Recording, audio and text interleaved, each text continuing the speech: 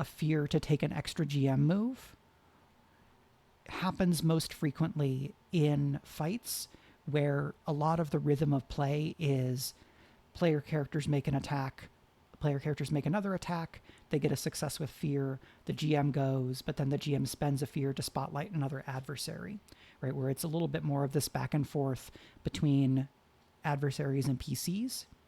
This might also be the case in like an action scene or like a chase. What I would like to do, and this is kind of following through on a topic that was suggested or asked about on YouTube. Thinking about the different ways that we can spend fear as the GM to raise the stakes, to utilize other GM moves, either to make a harder move than we might otherwise make, or to make additional moves in a situation where the flow of play suggests maybe that we're only taking one move at a moment and we want to go harder, or we want to make a couple of moves in succession to do something. Fear is this kind of, it's a little bit of like a gas pedal, right? We can press harder by spending fear to accelerate or magnify some elements or add new elements, challenges, tensions, obstacles to a scene. And if we think about the relationship between how we're spending fear and the kind of intensity of a scene or the pacing of a scene, maybe some of those, thinking about it in those intersections, may yield some interesting results, right? This idea that in a scene where the GM is spending more fear, the stakes have probably are being raised, or tension is being raised or maintained at a higher level.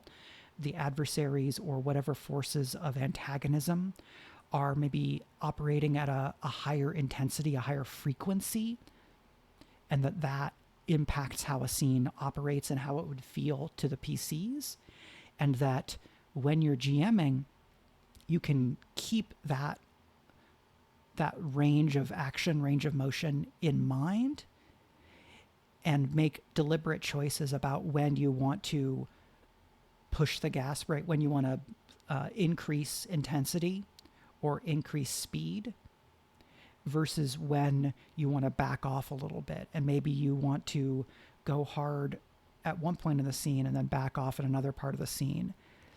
As I've been GMing, I've found and been trying to explore different ways that I can adjust the kind of flow and pace and cadence of a scene depending on how much fear I'm spending, and perhaps more importantly, what I'm spending those fear points to do. So that's kind of my overall framing ideas in terms of what I want to talk about today. And then we're going to have some examples and some specific details. So the first, probably biggest way that I think about spending fear outside of these like action scenes is that you can spend fear when you're putting your thumb on the scale, or to create and justify bad luck. In normal flow of play, right, when the players look to you, or when the players give you a golden opportunity, or when the players do something that would have obvious consequences, right? Those are all times when we are invited to make a GM move, in addition to when the players roll with fear or when the players fail a roll. Flow, the natural kind of flow and conversation of role-playing games, I think, if we're looking at it in terms of Daggerheart, probably most frequently prompts the GM to make a move using that, using the note, when the players look to you for what happens next, right? The GM describes something, players describe how they react, and then they're looking to the GM for how the world reacts. And show how the world reacts is one of the example GM moves that is in the SRD on page 64, and it's in that big list of example GM moves in the core book, right? The full book, and then the GM screen.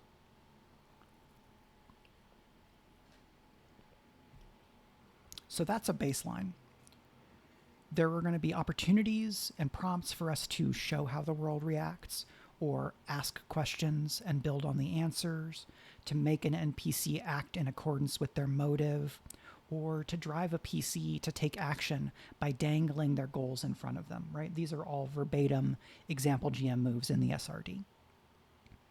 But what if we want to make a harder move when the players look to us for what happens next? What happens if you want to make a harder move when the players fail a roll, but it's a failure with hope?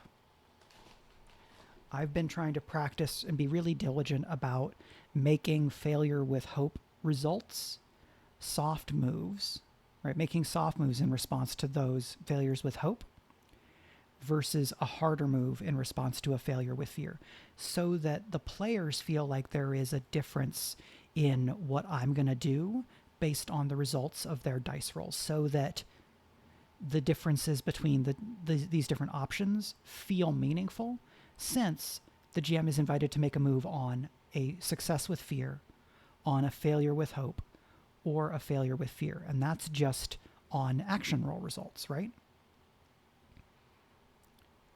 Also, you can spend a fear to make a GM move interrupting the normal flow of play. So you can use that when the players are just kind of going through normal, like, I'm going to take here's what I'm going to do. And maybe the GM says, oh, that doesn't require an action roll, right? We're just kind of doing more standard, the conversation without rolls or moves being triggered. But then I, as the GM, say, well, I have an idea here, and I want to raise the stakes, or I want to interrupt what's going on and introduce a new threat. Here is a story from one of the games that I run every week. So shout out to my Tuesday game playing the Witherwild. One of the example GM moves is use a PC's backstory against them. And in this story, a syndicate rogue called upon their foundation feature to know somebody in this town who can help them, but they're going to ask for something in return. So this PC detailed a character and said, this person's going to vouch for us so that this Havenite army captain stops grilling us. So I introduce the character, there's a bit of roleplay back and forth, and then I give that player the requirement, or the thing that this NPC is going to ask for. That is, okay, I need you to get me some like special flour so that I can make a cake to bribe / entice one of these other army officers to be a little bit more open to my creative procurement approaches, because this quartermaster is a smuggler. So all of that is established. That is then the reason why the rogue and then one of the other characters who's a wizard, who is a deserter from the Haven army, the two of them get the flour and are trying to bring it back to the quartermaster to satisfy this kind of requirement that the rogue has been given. And they roll really well to get the flour and get out of the warehouse where the flour is being kept. So well that it's a critical. Because they succeeded with a critical,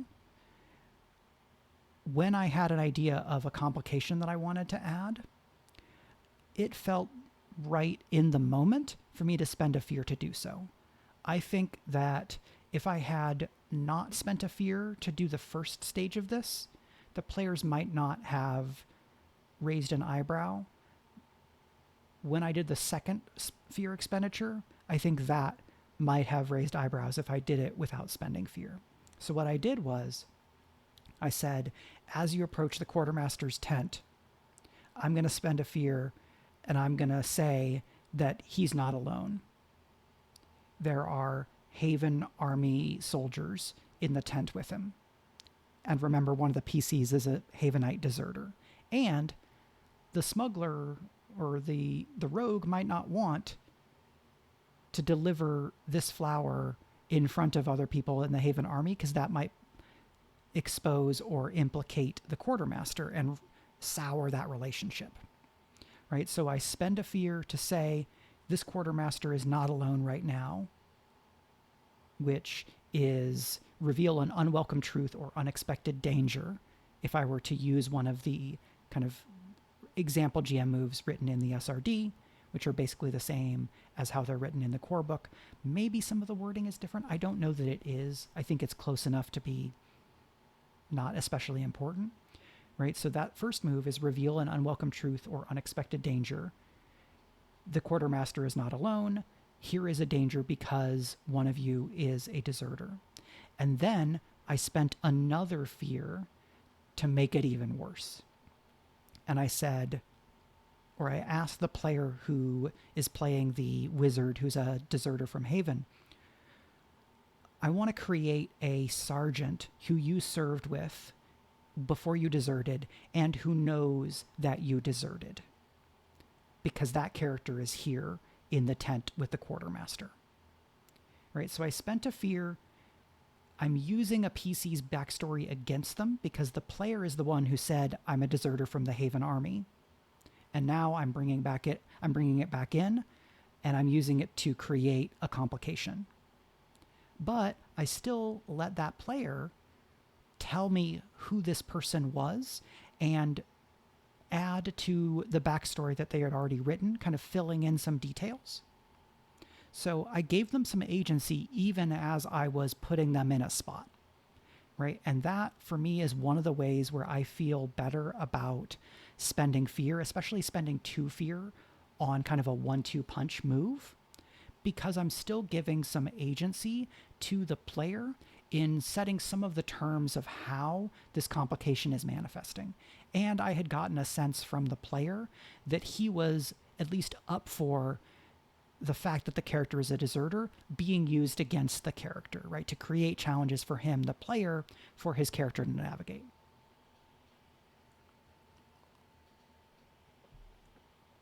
So if we take a step back, right, that is an improvisation to do 2 GM moves. The first expenditure is revealing an unwelcome truth or unexpected danger. This quartermaster is not alone, and in fact, these are Havenite soldiers with him. And then I escalate it by also establishing that somebody in particular is there. I'm using a PC's backstory against them in saying, not only are there soldiers there, but one of them knows you and knows that you're a deserter, right? So I'm making it deeper and more personal with that second move, and that second move builds on the fiction that existed in the first move. But the fiction I created in the first move only existed because I'd spent a fear to do so. That's how I felt like I wanted to do it in that moment. Other GMs, you might decide, actually, I think that first move I would feel confident doing just as a standard back and forth. The players look to the GM for what happens next. I don't feel like I necessarily have to spend a fear for that. I think more GMs would probably say that second move would cost a fear, but your mileage may vary. That is something that came up really recently, and I was happy with how it went, and it felt like the players were happy with how it went because they got worried, but while I had made things rougher and more difficult, I was communicating that I was in fact putting my thumb on the scale, and I was spending fear to do so, right? So I was communicating to them at the kind of meta channel level, hey, I know this is a lot and I'm spending fear to do this. And I think that open line of communication, that spending fear and saying you're spending fear utilizes, is part of how we can develop this muscle of spending fear outside of combat or outside of action scenes, because it is closing the loop between the fiction and the mechanics, right? I establish this thing in the fiction and I say, I'm spending a fear to do this. Or I might say, I'm going to spend a fear and make things worse. And then I explain in the fiction. Rules as I understand them, maybe we would want to lead with the fiction and then say, and I'm going to spend a fear to do so. I've definitely heard Spencer GM in that order, right? And I think it's a good idea if we're looking for some models, to look at how Spencer GMs, because he's the lead designer of the game, right? We could also look to how Matt Mercer GMs, because Matt has been was very involved in the development of the core book, but every GM has their own style.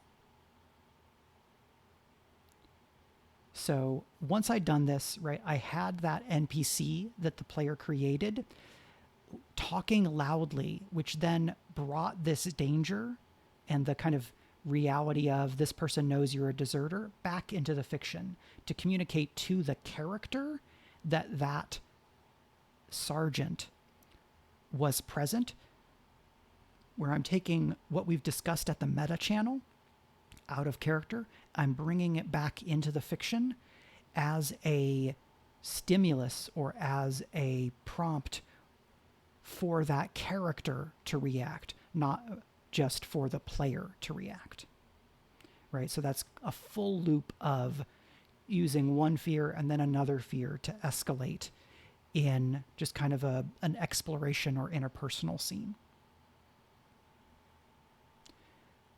In other situations, right, we can spend a fear to have an unhappy coincidence, right? Like, how likely is it that you would run into somebody who knew that you were a deserter? Not too likely. It's plausible, but maybe if I spend a fear, I feel better about doing something that is especially bad luck for the character.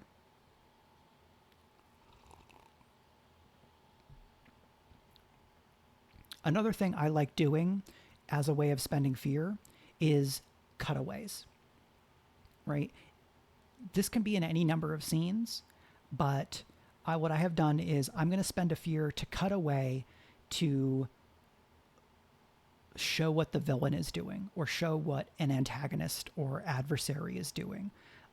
Here, I feel like I'm a little influenced by Fabula Ultima. Da-da-da-da.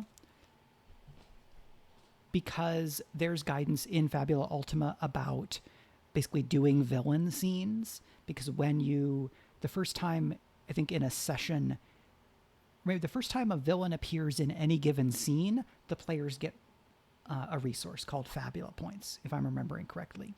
And so in JRPGs, right, the game will cut away to what the villain is doing. And so the game, which is trying to emulate JRPGs, has some design technology for you to do that. And I like that as a storytelling technique anyway.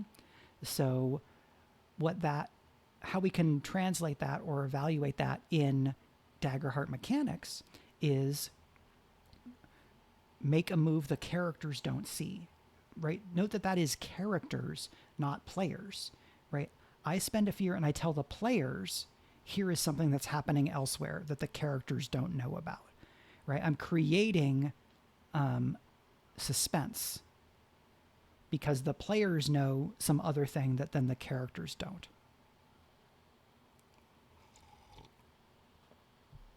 There's also a dramatic irony element here because of that separation of knowledge. But a cutaway could also be to reveal an unwelcome truth or unexpected danger, right? I could cut away and say, back at the rubble of the castle that you left behind last session, a gloved hand, like an armored hand, emerges from the collapsed castle. And then the rubble moves again. And then stone flies everywhere as the skeleton knight emerges. Here is revealing the unwelcome truth. You didn't kill the skeleton knight, or it didn't stay dead, right? I'm telling the players, hey, this danger that you thought was taken care of isn't totally done. Or I might introduce a new danger.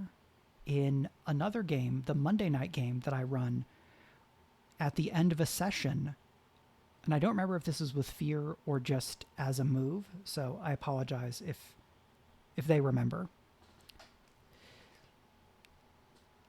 I think improvisation is an important aspect, but some of my other things are going to be a little bit less improv oriented, but that's a good note, Pathfinder PhD. And I like improvising as a major element of how I GM. So that's definitely going to inform how I'm talking about this aspect of the game.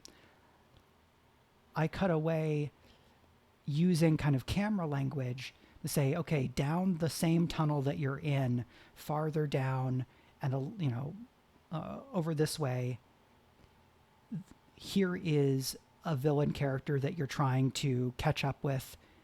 They're giving orders to these people who are trying to kind of tap a new vein of this magical material in this mine, which had been closed down because everybody thought it was tapped out. And then I move the camera around again to reveal zombies kind of coming to life and then moving down the tunnel toward this group, which includes folks who I would flag as kind of innocents or civilians. So maybe that's 2 moves, but maybe it's just a bigger move where I am revealing an unwelcome truth or an unexpected danger. Depending on the severity of what you're doing there, maybe you feel like you want to spend additional fear. I think that there's some latitude, and that when you spend fear, I often feel pretty confident or comfortable making a harder move, especially if I'm spending a fear when I already have a prompt to make a move in order to make that move harder.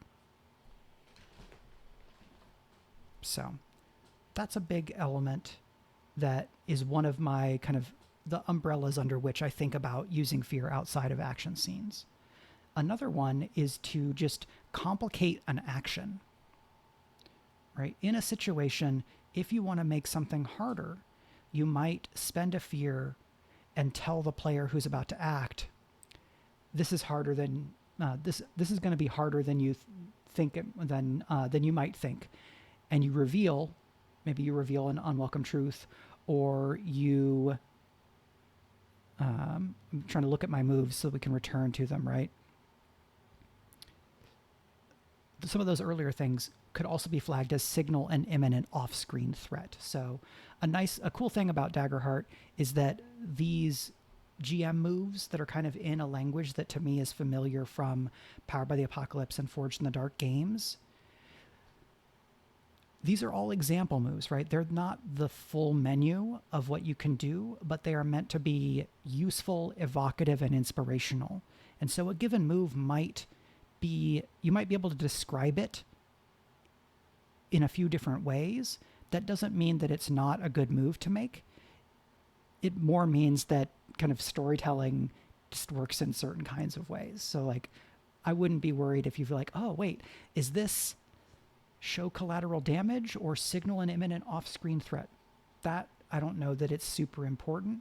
And in some games in these related traditions, you explicitly don't say what move you're making, right? You just describe what happens. You don't then flag it as this is what move this is. Sometimes I do like to say what move it is, especially if I'm trying to teach the game. And especially within that, if some of the people I'm teaching are GMs or want to GM the game, right? Because then I'm also kind of bringing down my GM screen and showing them how the magic trick works.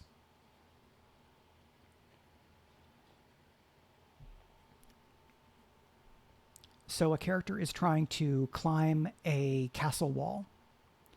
And as they kind of get ready to climb the castle, I might spend a fear and say, as you start to kind of figure out your climb, you realize that several of these stones are loose. And I'm going to spend a fear and say that you take disadvantage on this roll, right? I'm adding a complication, or I'm making this thing more difficult than the character expected it would be, and I'm spending a fear to do so. WillyBoy98 says, I used a long-term mystery counter recently. Every time an NPC in the world says something relevant to that mystery, I spend a fear, which keys my players into that clue. That's very cool. I'd love to hear a little bit more about that if you're interested in sharing, WillyBoy. I've not done as much focused on mystery, and I have been thinking about mysteries more because I've also been reading, and then I got to play The Between, which is a Carved by Brindlewood game, by Jason Cordova, where he attends really closely to mysteries and mystery mechanics in a very different way than I'd encountered them in other games. So it's something that's sort of been on my mind. So you could spend a fear to raise the difficulty of an action, right? You might say, normally this would be difficulty 12, but because these stones are loose, it's actually going to be difficulty 15. Or you might spend a fear and say, and that's, you establish something in the fiction and you say, and so you're going to have disadvantage on this roll.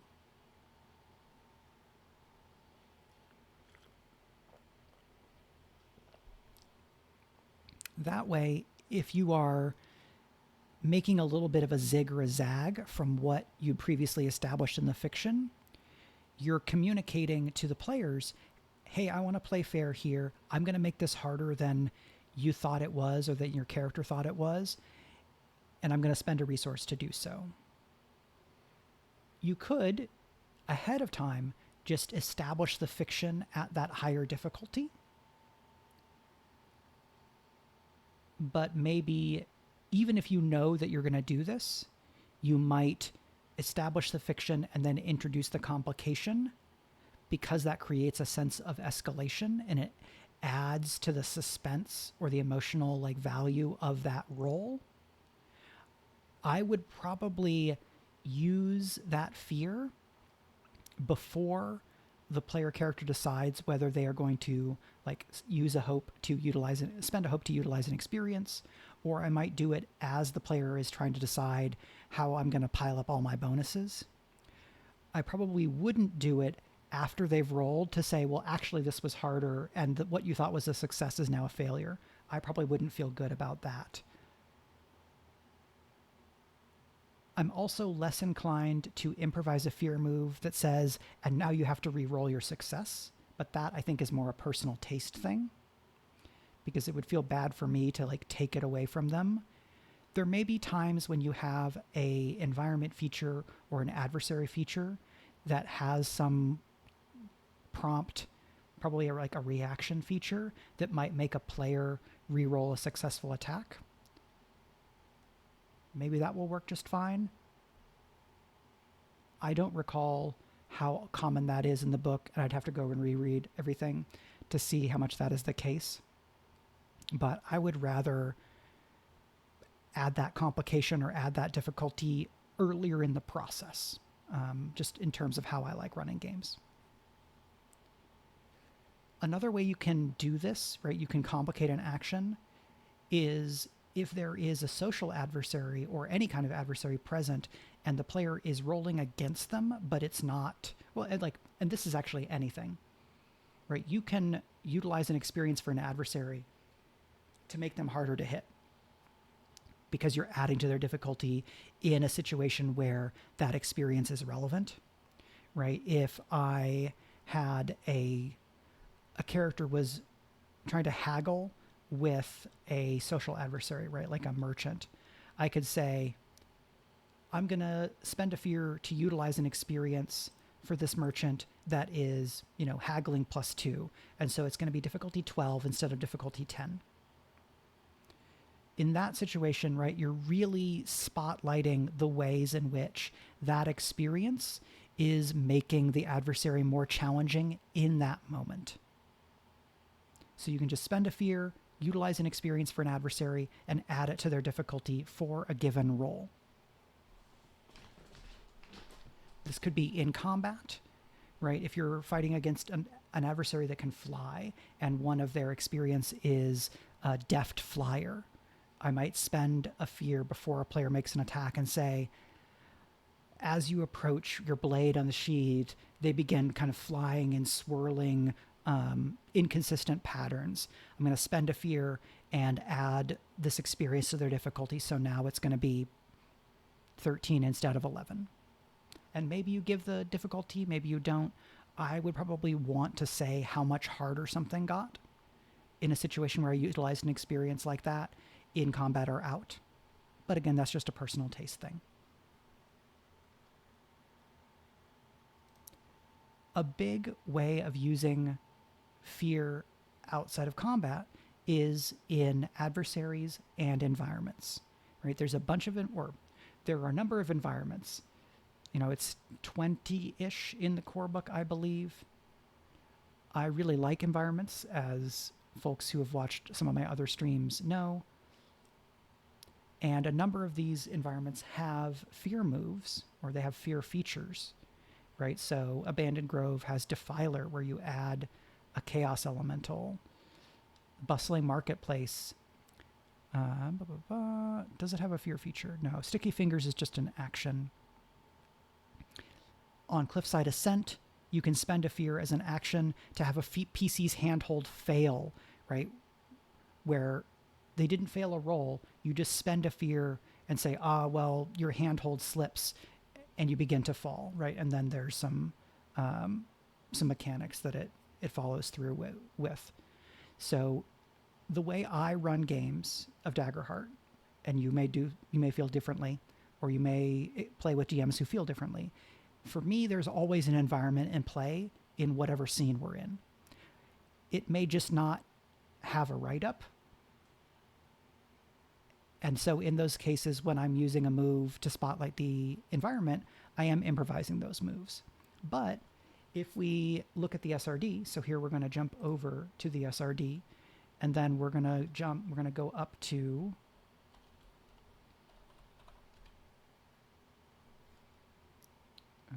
and we're going to, we're going to get rid of that. And we're going to go to where the courtier is here. So,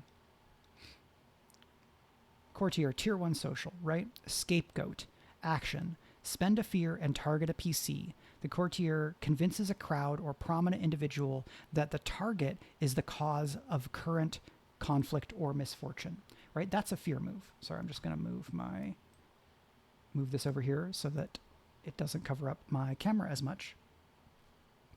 So that's a fear move outside of combat. It is an action that costs a fear. So if I am prompted to make a move, I could then spend 1 fear to do so. If I am interrupting the flow of play, this would cost 2 fear. 1 fear to make an action, and then a 2nd fear to utilize that action. GH Leo says, I like the idea of using experiences for difficulty. It's a nice buff for defense with theme. When do you inform the players about the difficulty? Yeah, so I would do it here in the order. A player says, I'm going to attack this adversary in this way. Before they roll, and maybe even before they decide to utilize an experience, I would want to say, I'm going to spend a fear. I describe how the experience applies, and then I tell them how much the difficulty increases. Maybe I've already told them what the difficulty of this adversary is, and if so, I would give them exact numbers. So instead of an 11, they're going to be a 13. Or I would say, and I'm going to add a +2 to their difficulty from this experience. Willy Boy following up on earlier, i.e. the mystery is a rebel group is planning an attack on the city. An NPC, quote, the city gate is vulnerable because of repairs. GM spends a fear to reduce a mystery counter, which keys players and characters that it's part of the mystery. That's great. I really like that, Willy Boy 98. I think that is a great example where you are communicating to the players, you are advancing and escalating within the fiction, and framing it within this mystery structure, right? You are signaling to the players, not only is this important, but it's important in this way, so that you are telling them that you're giving them a puzzle piece. You're not just giving them a puzzle piece, if I'm understanding how you're doing it in your game. So that sounds really cool. Thank you for elaborating a little bit more.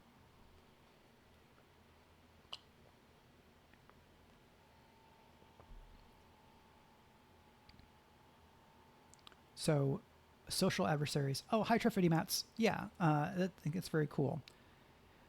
So any given social adversary, right, you could spend fear to utilize their experiences, right? Like a courtier has socialite +3.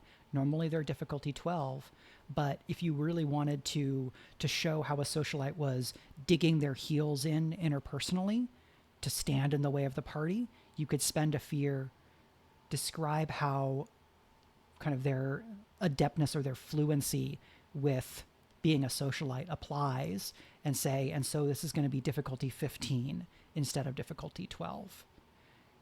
The way that social adversaries are in the core book as published, right? Their difficulty is for them overall. So it's difficulty 12 to hit this core tier. And then they have experiences. So if you're going up against them when they are doing something that is like part of their whole deal, we're spending a fear to spotlight that, or to highlight that and increase their difficulty, right? So other adversaries, a giant rat has keen senses +3. And so if a character was hiding and I was going to try and hide, but I wanted to make it a little bit harder on them, I might say, so you're attempting to hide from the giant rat, but as you're moving into a hiding spot, right, we push in on the rats and we see their kind of noses moving and they're like looking around. And I'm going to spend a fear to increase their difficulty by 3 by utilizing their experience of keen senses. So I'm communicating the difficulty increase before the roll is made. A player could still respond by saying, oh, well, I'm going to use my experience, right? And every time we utilize experience, if we are beginning and ending with the fiction, we are adding details, right? We're getting more specific and we're zooming in a little bit to that moment, which increases how important that given role feels. And if we're returning to our principles, one of the GM principles in Daggerheart that we're encouraged to follow is make every role important. And so this process lets us practice that principle or best practice. I don't actually remember which way it ended up because the principles and best practices are like this in my head.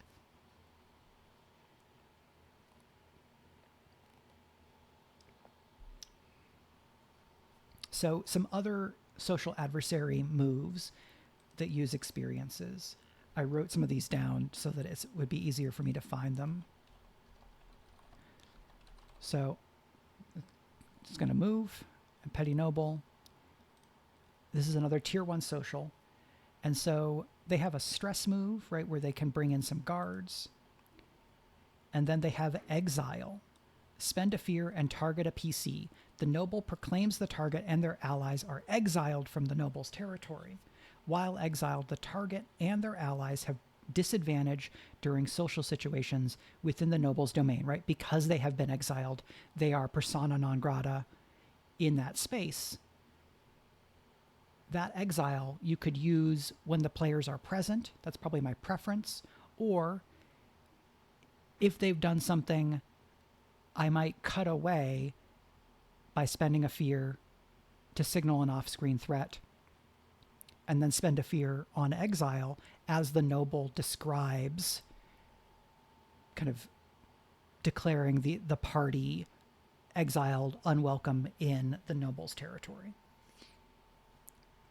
So these are big moves still, right? Because when we use fear features, these are bigger moves that we make.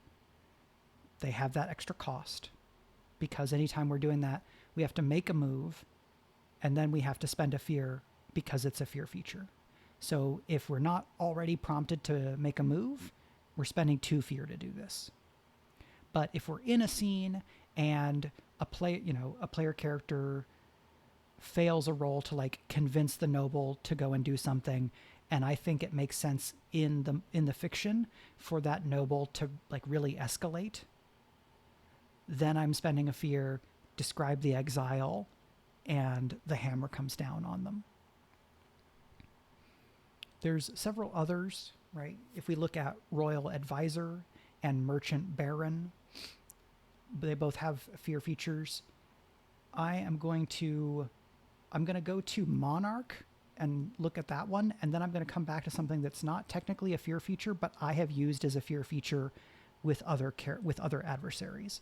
So we're going to go down to Monarch, and so this is going to scroll again. Monarch is a tier 3 social. So they have 2 fear features. Execute them. Action, spend a fear per PC, right? So 4 PCs is 4 fear. Spend a fear per PC in the party to have the group condemned for crimes, real or imagined. A PC who succeeds on a presence roll can demand trial by combat or another special form of trial. If they don't make that presence roll, the monarch is just going to make it so, right? Whatever power they have, I'm going to describe through the fiction their guards or whatever trying to follow through on the group being condemned because of this fear move I make, right? And it's a pretty costly one. If you have a 4-person party, to get all of them condemned, I'm spending 4 fear on top of needing to use a GM move to do it. Now, another option that the Monarch has, because as a tier 3 social, right, we can see them as maybe like a pretty big or campaign scale threat.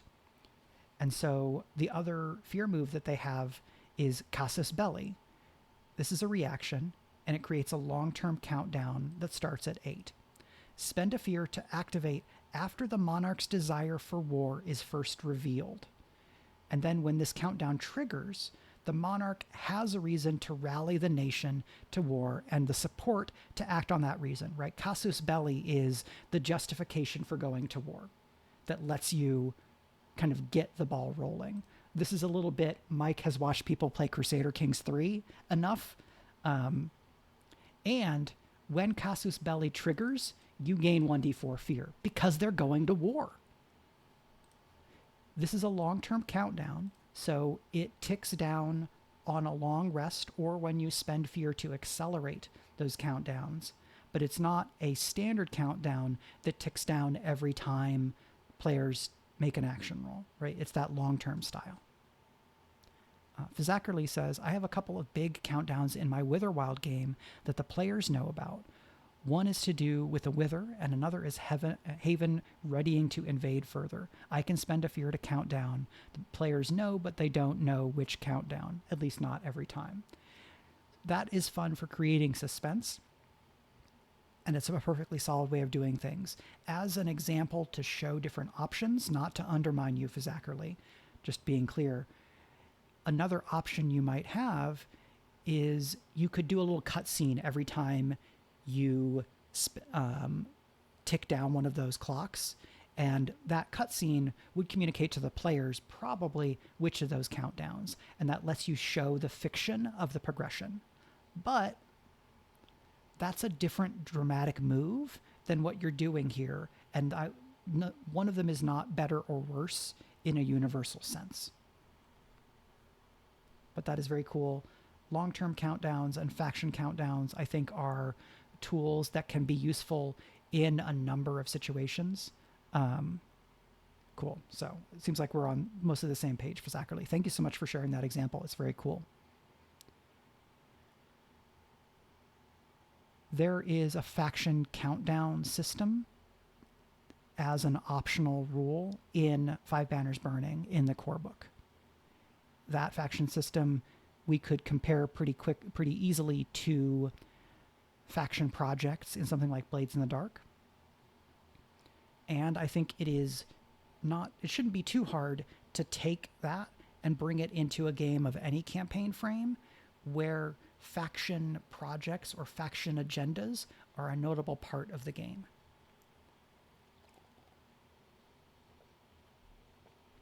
There's already long-term countdowns in the core book, kind of standard GM tools.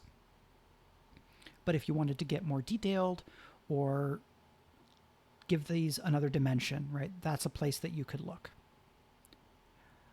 In a Blades in the Dark game that I ran, I would do the faction turn, and those projects, those clocks filling up, generated a lot of the pushback that moved the world state forward of the game, that had factions striking back against the player character's crew because of, whatever things that they've done.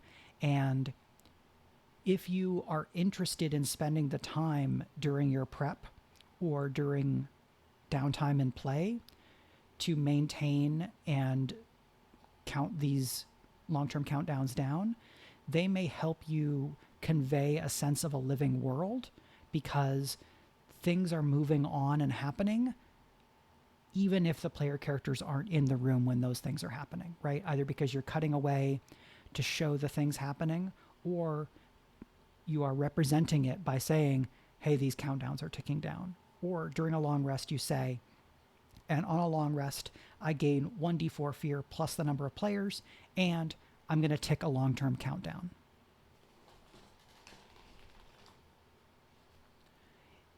A move that I have used as a fear move is an adapted version of one of the spy's features. So the spy is a tier 2 social adversary, and they have a fear action. Spend a fear to describe how the spy knows a secret about a PC in the scene, right? This just lets the GM justify that spy knowing something about a player. So this is a pretty intense move. When I would use this move, I would be making sure to check in with the player and about like, hey, does it seem reasonable that this is something that they would have been able to discover?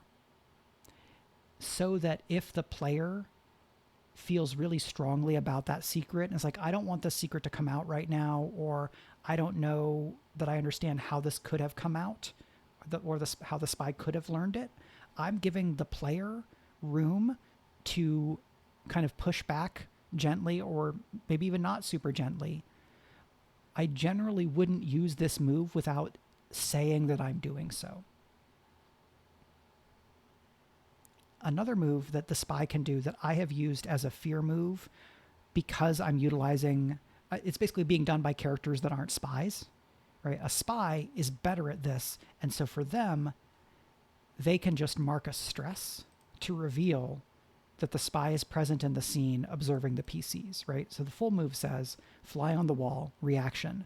When a PC or group is discussing something sensitive, you can mark a stress on the spy to reveal that the spy is present in the scene observing them. If the spy escapes the scene to report their findings, you gain 1d4 fear. What I have done in games that I've run is I have, during or toward the end of a scene where players are discussing something sensitive, I will say, I'm going to spend a fear. I describe how this figure or this NPC has been observing or overhearing the party. And then in the game I'm thinking of specifically, I flag to the players, hey, so if this spy gets away and reports back on you to this big boss, I'm going to get 1d4 fear, which is the mechanical manifestation of what happens when the villain gets this information, right? That the stakes are raised and the players are put in more danger. Doing this and flagging it and revealing the spy to the players gives them an opportunity with their characters to discover the spy and intercept them. So depending on the scene and depending on who it is that's overhearing the players, I will give the players a different type of or different difficulty opportunity to uncover the spy, right? I might say, whoever has the highest instinct, I'm going to have you make a reaction roll to see if you notice that somebody is listening to you. Hawkingbird 21. Oh, I love the idea of using a spy to overhear things. Isn't it really fun? It's one of my favorite social adversaries in terms of like design technology. And I think that this angle or this idea is a great one to further investigate, especially if you like homebrewing your adversaries or environments. Thinking about dramatic moves in storytelling that you want to utilize, and then writing out at least a sketch of a feature. And then if you know that it's a bigger move or that it's going to be a plot twist, you make it a fear feature where you have to spend one or more fear to do it. That will let you do weird, like cool, big plot twists that quote unquote seem unfair, but then you're spending a resource to utilize to be able to do it, and that helps maintain the trust of at the table, because that fear expenditure is the extra cost of something that would otherwise strain credulity, right? And that's a big part of how I think about should this move cost fear on its own or not.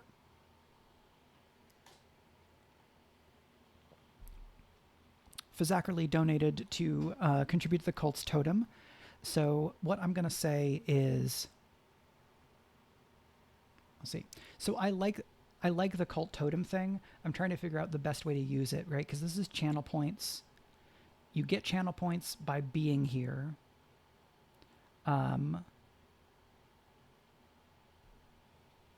So we're going to do...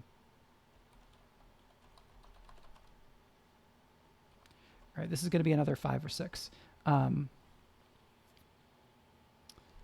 So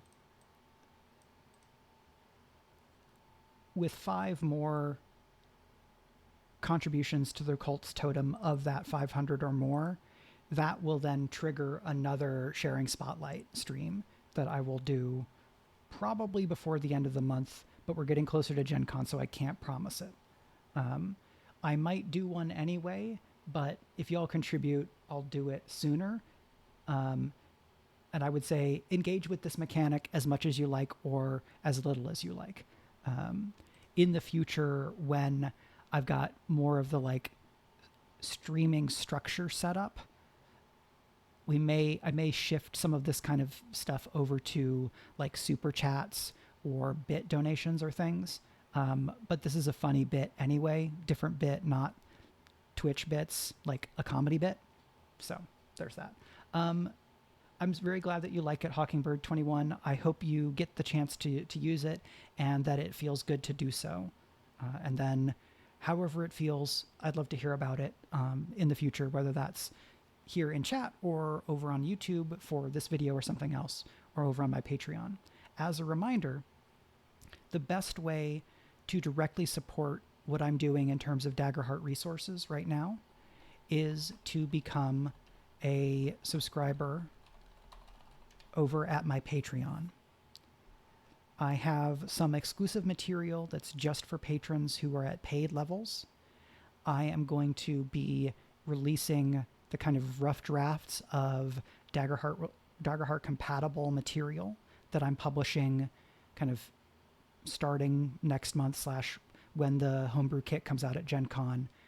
And those things that I publish, right, they're going to go to Patreon in almost every case, and then they're going to take some other published existence. The only stuff that wouldn't go to Patreon first is work that I'm being paid to do for some other publication, right? If it's Darrington work, I can't publish it on my Patreon because it'll be NDA'd.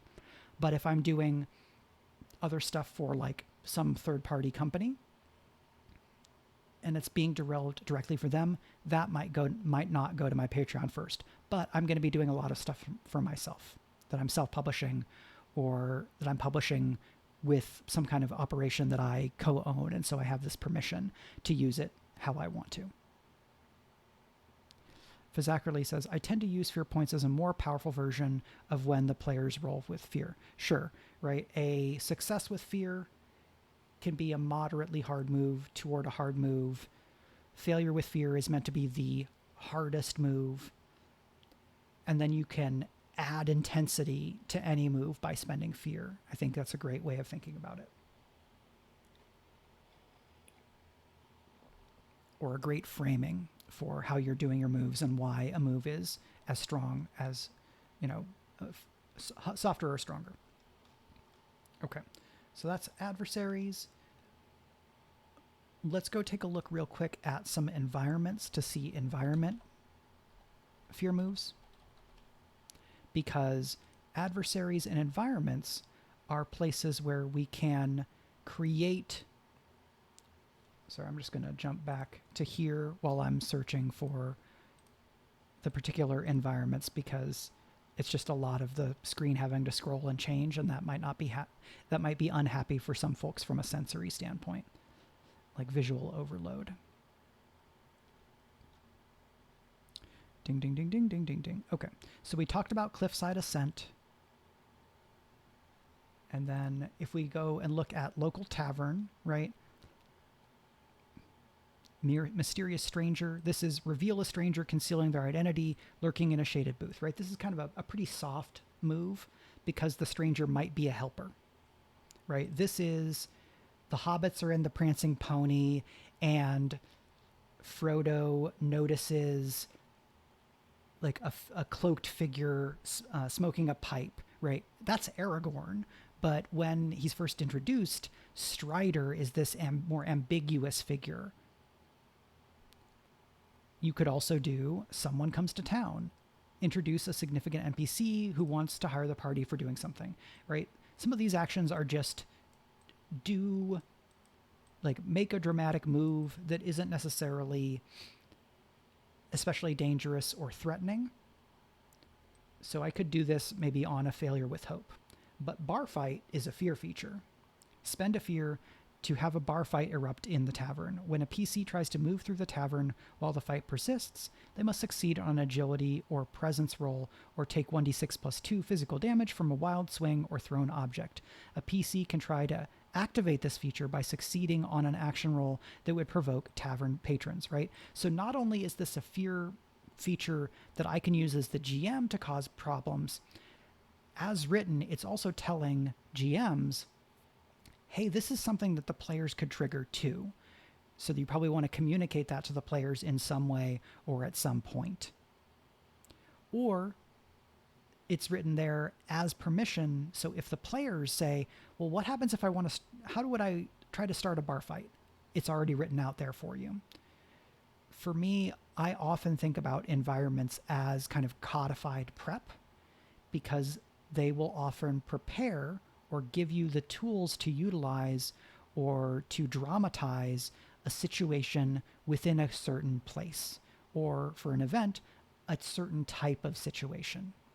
And so if you want to do more of your thinking about how to do fear outside of combat, one of the ways that you can have it ready instead of having to improvise is by writing environments and fear features in environments. Willie Boy asks, should fear always be adversarial, or is it more subverting expectations? I think, or that's a good question, I tend to mostly reserve fear features for moves that raise the stakes or introduce new challenges, obstacles, or dangers. They're adversarial and for adversarial, I come back to this idea that for me, GMing is like playing a heel in professional wrestling. In kayfabe, I am the bad guy. I am playing as the bad guys, but I, Mike the human, am on the side of we're all going to tell a cool story. And as the GM, I am a fan of the players and a fan of the characters. So a lot of my moves, softer moves maybe, are more about suggesting a threat or presenting an opportunity.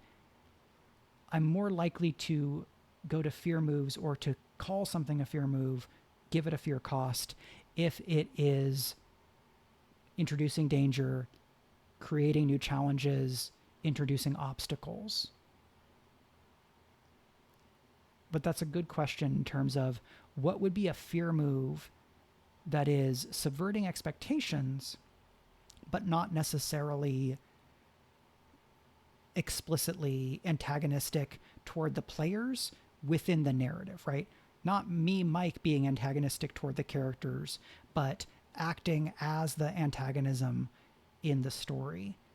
What would a fear move look like that isn't that, right? Because if we go to Hallowed Temple, right, there is a fear move that is when the PCs have trespassed, blasphemed, or offended the clergy, you can spend a fear to summon a seraph, a high seraph, and 1d4 bladed guards within close distance to reinforce the church's will. So that is antagonistic, but depending on the temple, it might be the good guys coming into play.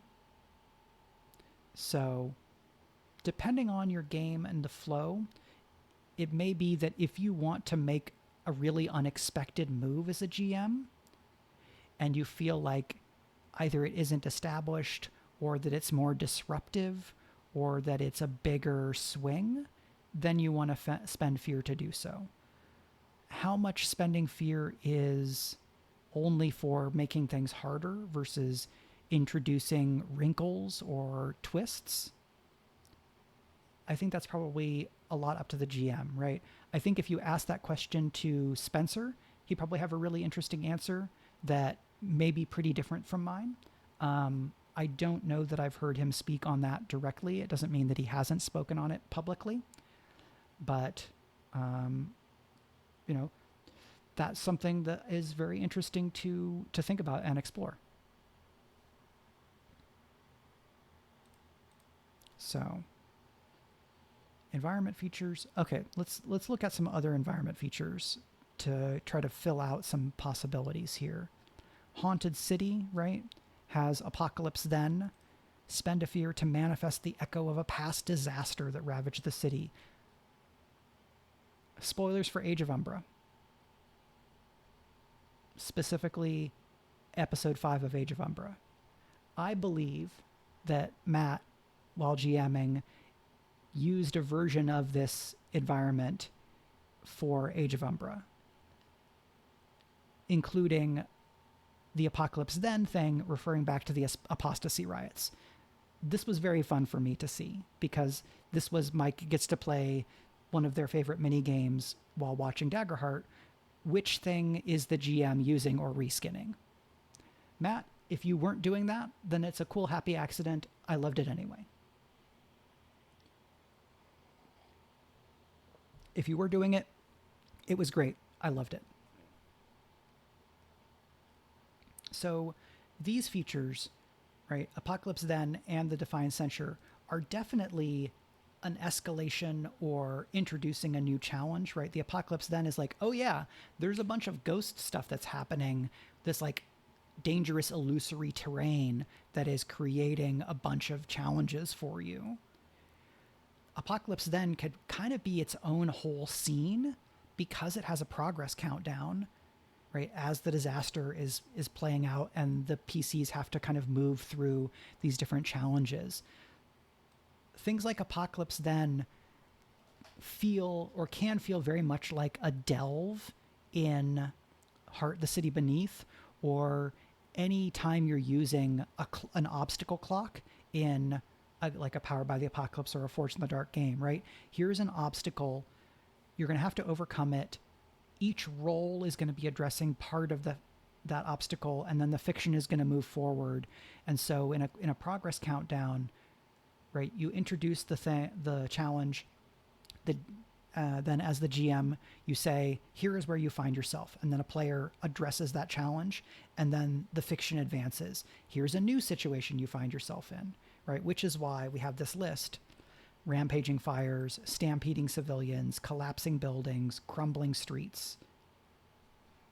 This gives you a menu of, okay, so you've moved through the flaming apartment, like the flaming like housing complex, but then when you get to the street, the arch that separates this district from the next has collapsed, and because this arch was like really, really big, and because the city itself is collapsing in an earthquake, getting over or through this pile of rubble is going to be really dangerous.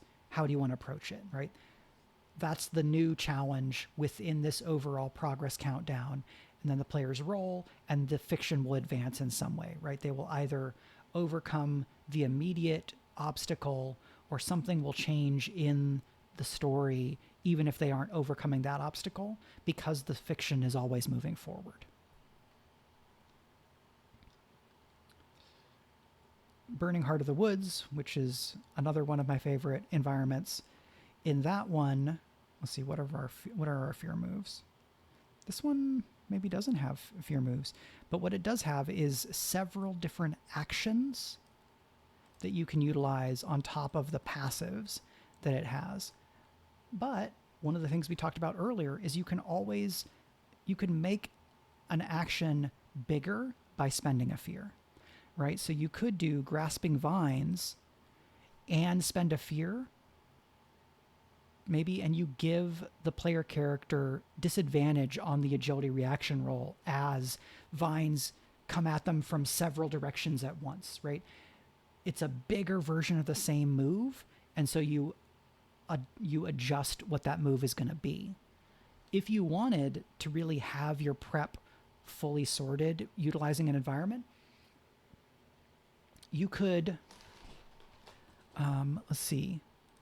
Here, I'm going to jump back and see if something is in the book.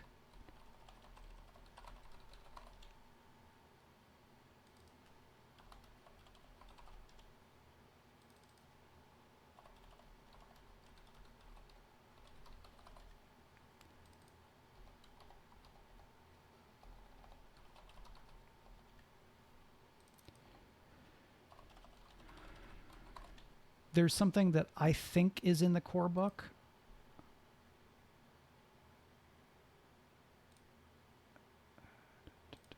But I don't know that it is. And I don't want to...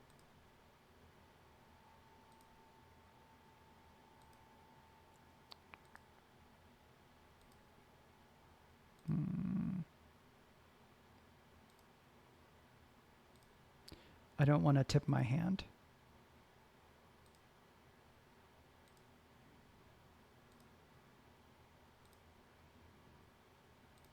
Okay. I don't know that this is in the core book, so I don't want to say it because I'm going to err on the side of not possibly talking about something that I shouldn't. So, mysterious illusion, and now we're going to move on. That, I think, was my last big note that I wanted to hit. We're coming up about on the time that I was expecting for this stream. Trivia Mats, this is Delicate Dance. Yeah, right. What I can say is I have done consulting for Darrington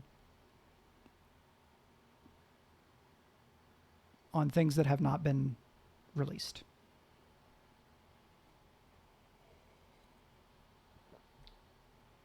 What exactly they are, that is for Darrington to announce and not for me. So I don't want to get them or me in a tough spot. What Darrington has announced is that they're just getting started with Daggerheart. Matt Mercer is going to be doing a panel at Gen Con talking about Daggerheart. And let me go and find the text of that panel so I don't misrepresent it. I have bought a ticket to this panel because I don't know everything that's happening. So the long description says, join us to discover what's next for Daggerheart. We'll have first look at upcoming partnerships, a live game demo that dives into the rich worlds awaiting you, special guests joining our table, and a giveaway for the live Gen Con audience. So they say, what's next for Daggerheart? Is that announcements of supplements? Is that the homebrew kit? I don't know. I genuinely don't know. So we do know that there will be some announcements at Gen Con. I would say if you're going to be at Gen Con and you have a ticket to that panel, I'm excited for you. I will see you in that ballroom and we will learn some of what this all means together. If you don't have a ticket to that or can't get there, people will talk about it probably pretty much right away, right? And once anything has been announced in public, that is stuff that I can then talk about.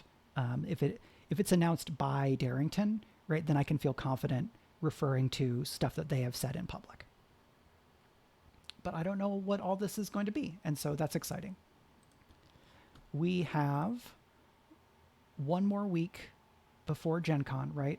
I will do another stream on the 23rd, a week from today, and I might be able to fit in a sharing spotlight or something else either later that week or at the beginning of the week of the 28th, which is also the week of Gen Con. I expect that I will not stream from Gen Con. I reserve the right to change my mind and do something from Gen Con, but I'm not going to promise that anything will happen because Gen Con is big and overwhelming, and I'm trying to pace myself so that I don't come home from Gen Con and get sick and or be totally wiped out for a whole week. Because I want to come home from Gen Con with momentum and excitement from the con and push forward in Daggerheart projects, doing streams, and things like that. So I am going to do my best to take care of myself during the con while having an amazing time and talking with, other people who are excited about Daggerheart, trying out some new games, picking up new stuff for me to play, seeing friends, whether they are Gen Con Writer Symposium folks or other designers and things like that. So I think that's going to be all for now.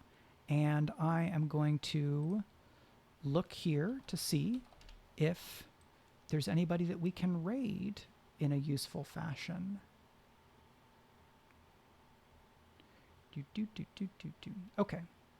We are going to go raid Natural Geekery. This is my friend Brian, who I have known for 25, more than 20 years. So Brian is great. Following, as I set up this raid, he is still streaming. So we are going to raid, and you can say Team Turbo is here and go and see as Natural Geekery is streaming Sea of Thieves, and say hello and hang out for a little, check out what he's doing, see if you want to toss him a follow, and then I will see you all next time. Here we go. Raid.